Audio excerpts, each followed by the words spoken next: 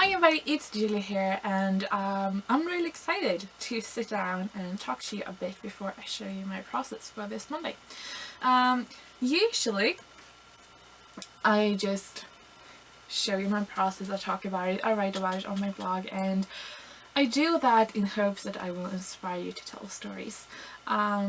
This year I have really focusing more and quite a lot on telling stories, and stories about myself, stuff that I realized about myself, stuff I want to remember, and just documenting more that I think I will love to read more about later. And that being said, I think that is really important to do all of that.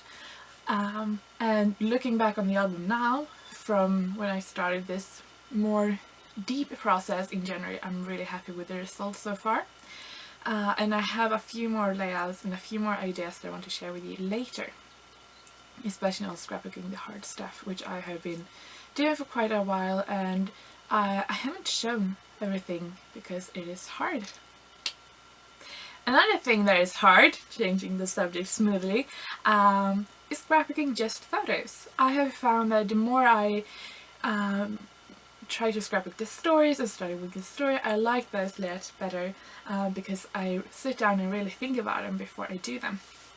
But then this, I got some photos now and I really want to scrapbook them and have them in my album, but I don't want it to be just like a photo album with these pages or these photos that is just photos and no story, and but they don't really have a story. So that I think is hard, to use lots of photos onto one page, but sort of make it nice. I'm not sure how much I love this page. I do like it, and definitely going to. I sort of think the like feeling of the page is good, and it really suits the photos, but it's not going to suit every photo. So I'm going to show you the page. I'm also going to show you the process later. So here is the page I'm going to create, and what I wanted to do with this one is, you can see I have 4 photos here. They're a bit smaller than 4x6, and they are okay. So the story, if we're going to like do it all properly, the story with this page is just that we had a friend came over and he had bought a drone. Is that the right word? The one who like hovers in the air? I think so. If it's not, you know what I mean. And he got one with a really good camera, and he flew around the village and took some photos. And here is some of the photos I printed out of our house or our farm. It's nothing special really. I mean, it looks quite a lot like other farms in Sweden, but it's ours. So this was taken in March, I think. So it doesn't look that pretty because it doesn't have any leaves, but I think it's really good actually, because there's not that much leaves on the trees, or actually any leaves, so you can really see the land. But anyway, so I really like that. So you can see our house here, our little yard and our land and stuff like that. So I'm going to show you my process of how I made that, and I kept it really simple.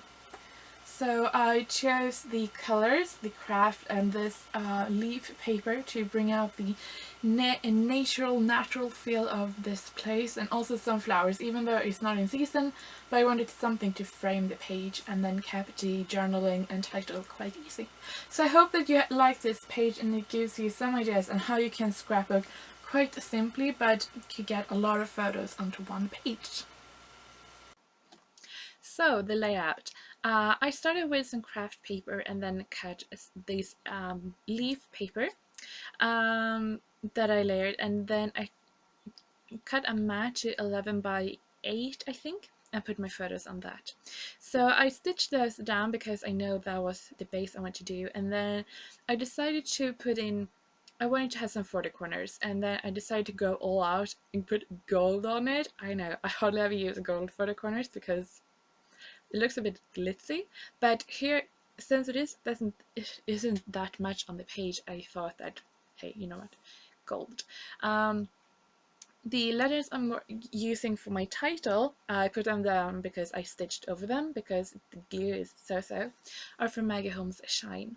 And there isn't that much to the page.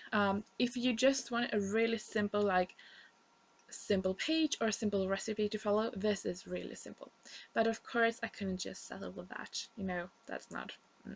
So I put down my journaling, which is sort of like what time of the year and why we took the photos, really, what I told you in the beginning.